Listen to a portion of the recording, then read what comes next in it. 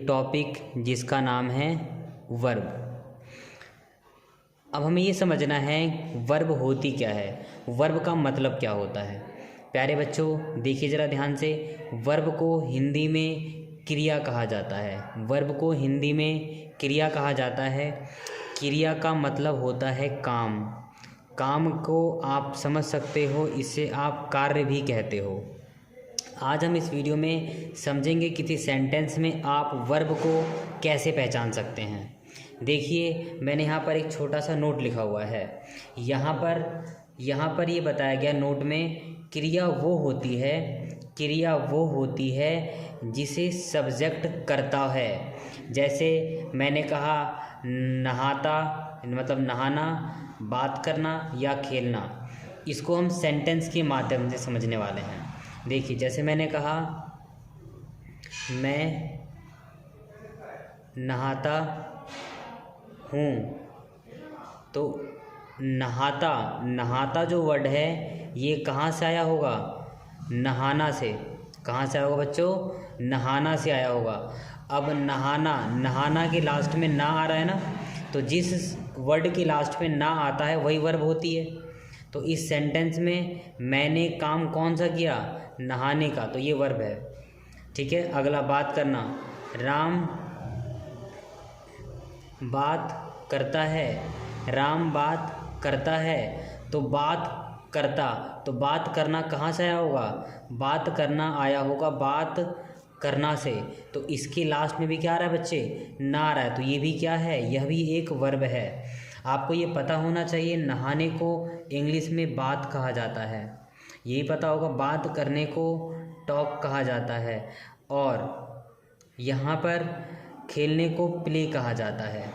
ठीक है, तो आप इस प्रकार से समझ सकते हो क्रिया वह होती है जिसे कोई सब्जेक्ट करता है। जैसे सब्जेक्ट मैंने काम कौन सा किया? नहाने का, तो नहाना एक वर्ब है। राम ने बात करने का काम किया, तो बात करना एक वर्ब है। चलिए आपको मैं एक ट्रिक के माध्यम से समझाना चाहता हूँ कि वर्ब क्या होती है। शॉर्टकट में नोट लिखा है, ज़रा ध्यान से देखना।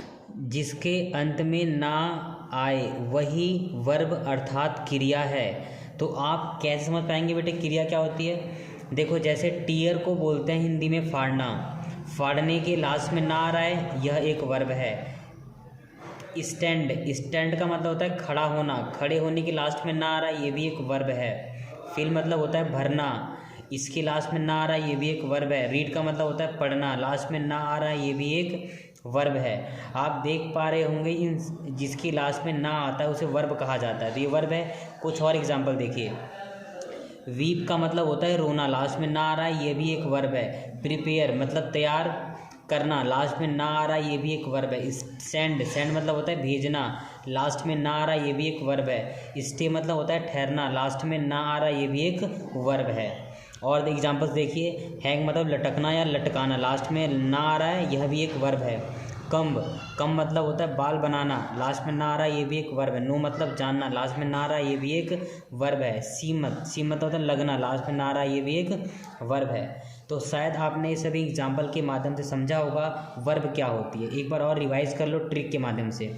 जिस शब्द के लास्ट में ना आता है उसे ही वर्ब कहा जाता है। एग्जाम्पल से ज़रा समझते हैं। एक और एग्जाम्पल ले लीजिए। जैसे मैंने कहा अध्यापक ने काम किया। देखो तो अध्यापक ने काम किया, तो करने वाला व्यक्ति अध्यापक है, उसने करा क्या? काम किया। अब आप देख पा रहे होंगे, आप बात को समझ रहे होंगे, काम किया, तो ये काम किया वर्ड कहाँ से आया होगा?